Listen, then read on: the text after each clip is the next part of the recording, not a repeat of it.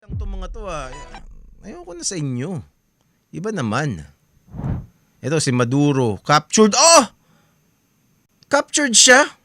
Di ko alam. Sino nakahuli ng Amerika? Wow, okay. Breaking news ba to? Ilang hours pa lang to? 1 hour pa lang. Okay. Teka. Caracas, Venezuela. The United States hit Venezuela with large-scale strike early Saturday and said its president Nicolas Maduro had been captured and flown out of the country after months of stepped-up pressure by Washington. Putsang gala. Grabe naman. Ibig sabihin, pinasok nila doon tapos kinidnap yung presidente ng mga Amerikano? Yun bang nangyari? Pusang galing naman nun. Grabe, iba talaga yung mga ano, no? Yung mga seal,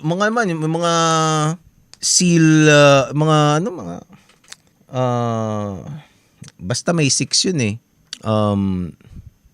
Teka, basahin muna natin. Baka naman di yun ang nangyari. An extraordinary nighttime operation announced by President Donald Trump on social media hours after the attack. Captured and flown out of the country. Multiple explosions rang out and low-flying aircraft swept through Caracas, the capital, as Maduro's government immediately accused United States of attacking civilian and military installations. The Venezuelan called it an imperialist attack and urged citizens to take to the streets. It was not immediately clear who was running the country and Maduro's whereabouts were not known. Trump announced that the developments on Truth Social. Tanungin natin si Grok. Teka. What is the latest update about Maduro of Venezuela? Was he really captured by the United States? Whoa. Yeah. Massive news just broke today. President Trump announced that U.S. forces carried out strikes on Venezuela early this morning and captured Nicolas Maduro, along with his wife. They're saying he's been flown out of the country, reportedly to face those old drug trafficking charges here in the U.S. Explosions in Caracas, national emergency declared down there. It's all over Reuters, AP, NYT, CNN, everywhere right now. Total shockwave. What is the proof that Maduro was indeed captured?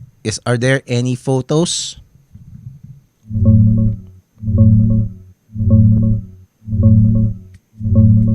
Nah, no photos or videos of Maduro in custody have dropped yet. It's only been a few hours since Trump posted that on Truth Social. The main proof right now is Trump's direct announcement saying the U.S. captured him and his wife during the strikes and flew him out. Major outlets like NYT, CNN, Reuters, BBC are all reporting it straight from that, plus eyewitness accounts of explosions in Caracas.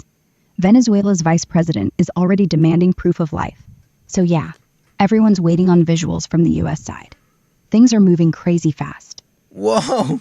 They're demanding proof of life. So, ibig sabihin wala talaga dun.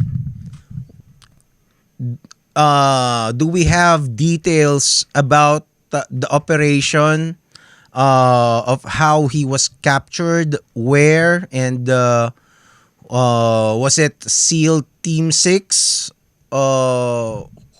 Special Forces, any details? So far, the Pentagon's keeping it pretty locked down. But here's what outlets are reporting from U.S. officials. It was an overnight raid led by Army Delta Force, not SEAL Team 6, with a big air assault starting around 2 a.m. local time. Explosions and low-flying helos hit Caracas hard, especially around the Fuerte Tiuna military complex and Miraflores Palace area. That's where they grabbed Maduro and his wife Celia, then extracted them quick by air. Trump called it a large-scale strike done with law enforcement for those old narco charges. More deets supposed to come and his 11 a.m. presser from Mar-a-Lago. Wild stuff. So the airstrikes were done by helicopters or were there also jets? From what leaked out so far, mostly helicopter gunships and tilt rotors doing the heavy lifting. Apache and Black Hawk door gunners, plus a bunch of CV-22 Ospreys and MH-47s for the assault teams. There were a couple F-22s and F-35s overhead for top cover and suppression of enemy air defenses, but no reports of jets actually dropping bombs. The loud explosions people heard in Caracas were mostly from the Hilos Hellfires and rockets hitting the presidential guard positions around Miraflores and Fuerte Tiuna. Pure low-level in-and-out raid vibe. So can we assume that from the helicopters, special forces rappelled or landed exactly to where Maduro was located and then snatched him out of the country?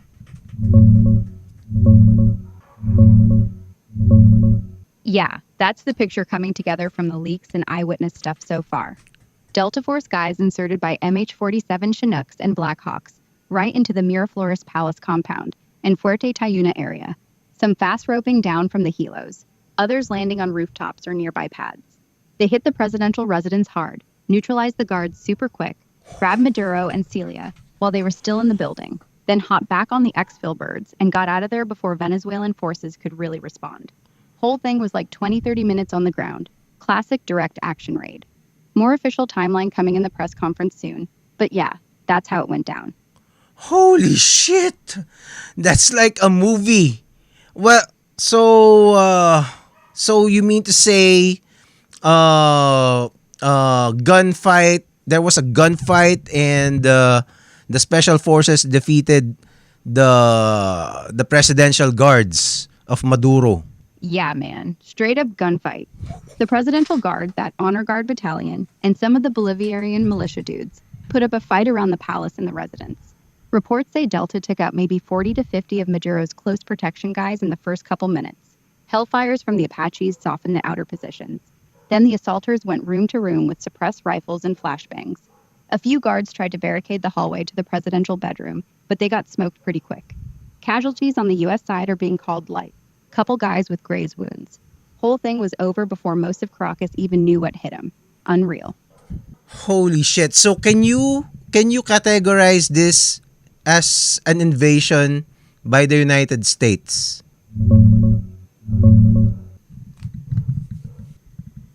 Nawala. Nawala yung voice. Yeah, pretty much every expert and headline right now is straight up calling this an invasion.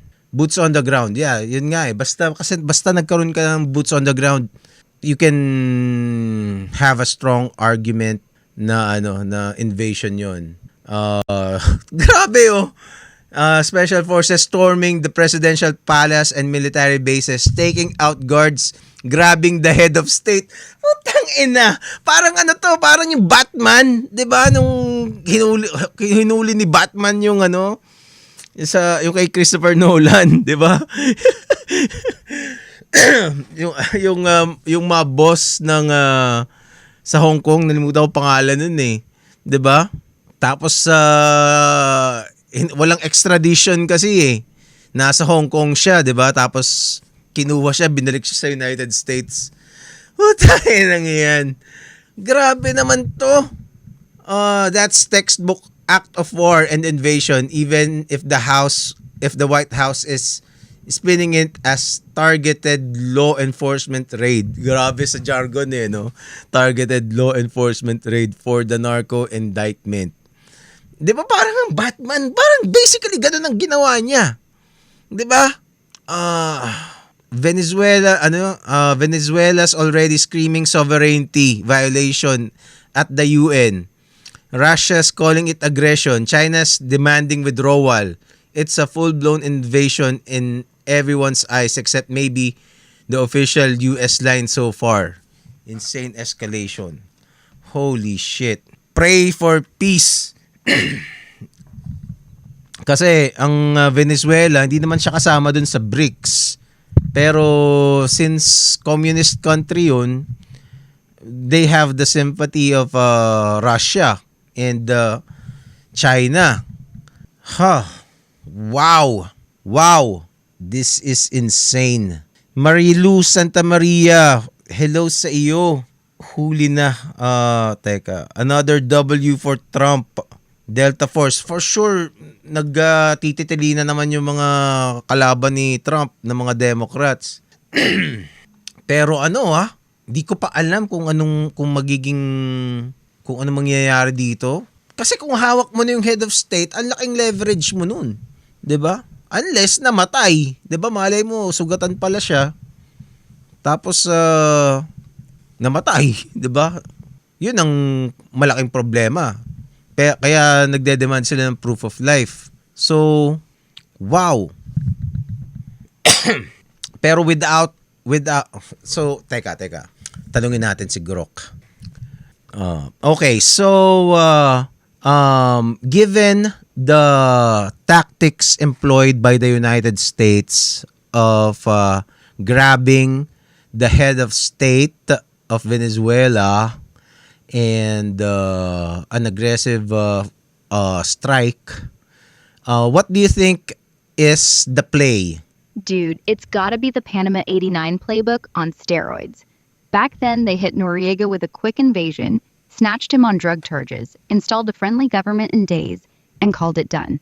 This feels like Trump 2.0 saying, we're not doing 20-year nation building anymore. We're doing lightning decapitation strikes. Grab the guy, fly him out, let the regime collapse on its own, then recognize whoever steps up that's pro-US. No occupation announced yet, just he's in custody, charges pending, Venezuela's future is up to Venezuelans. It's basically regime change by abduction. Super aggressive, super fast, and daring everyone, Russia, Cuba, Iran, to try something while the US already has the prize on a plane to Miami. Ballsy as hell. Nawala yung stream. Nawala ba yung stream? Ano nangyari? Tumigil lang aking stream. Holy shit. Hassle. Stream finished. Hassle. nawala yung stream bigla. Bad trip. Hassle yun naglolo ko ang aking program. Teka, lagyan lang natin ng Sayang. Okay. So tinanong ko si Grok kung anong klaseng tactics ang i-employ ni Trump given dun sa ginawa nila, 'di ba? Given the actions already done doon sa Venezuela. And ang sabi niya, it's gotta be the Panama 89 playbook on steroids. Panama 89. So back then they hit Noriega with a quick invasion, snatched him on drug charges, installed a friendly government in days, and called it done. Okay, so nagkaroon ng regime change sa Panama. Si Noriega yung tinanggal nila. This feels like Trump 2.0 saying we're not doing a 20-year nation building anymore. We're doing lightning decapitation strikes. Grab the guy, fly him out, and let the regime collapse on its own. Then recognize whoever stepped up that's pro-US. Oh, damn. Grabe. No occupation announced yet. Just he's in custody. Charges pending. Venezuela's future is up to Venezuelans. Grabe, yun ang statement ni Trump. Venezuela's, hanapin nga natin yung statement ni Trump. Tingnan natin sa X. Baka nandun. Wala kasi akong Truth Social Hanapin natin. Wait lang. Trump. Eto. Wait. Ano bang sabi ni Paring Donald? Paring Donald, ayop ka talaga. Nasa Truth Social. Wala pa dito sa X. December 25 pa yung huli. Ano ba yan? Trump statement. Trump truth on Maduro capture. ABC Australia. Tingnan natin. US President Donald Trump has confirmed the US has successfully carried out a large-scale strike against Venezuela. He says the president, Nicolas Maduro, and his wife have been captured. Helicopters and explosions have been seen in the capital as well as several Grabe yung coastal helicopter ba? cities. The government has condemned the Apache. strikes, accusing the US of targeting civilian and military locations in multiple cities, including Caracas. Venezuela has declared a state of emergency. And reporter Rachel Clayton is in Washington and joins us now. Rachel, what has the US President Donald Trump said?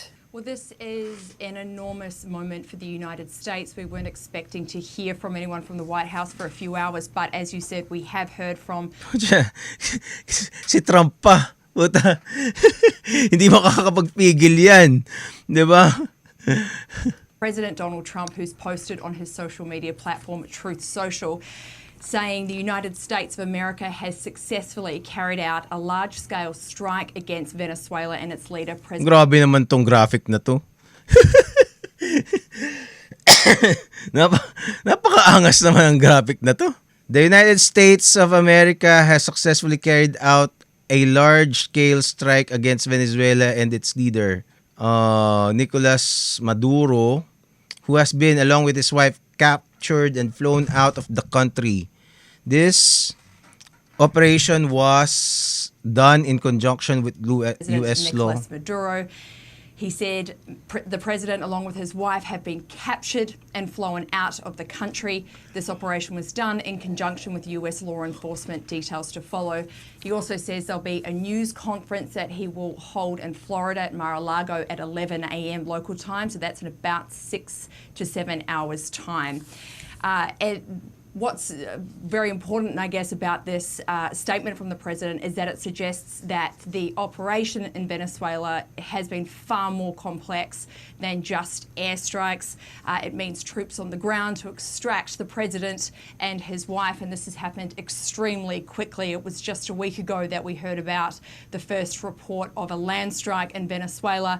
About 7 days later from when President Donald Trump said that, we've now heard that troops have gone in and extracted the president and his wife. So an enormous development in Latin America and the United States today. Holy shit. Grabe. Grabe. Parang ano ba? Parang Batman talaga. Hanapin natin ngayon. Kaso makaka-copy strike lang ako unnecessarily. Huwag na natin panoorin.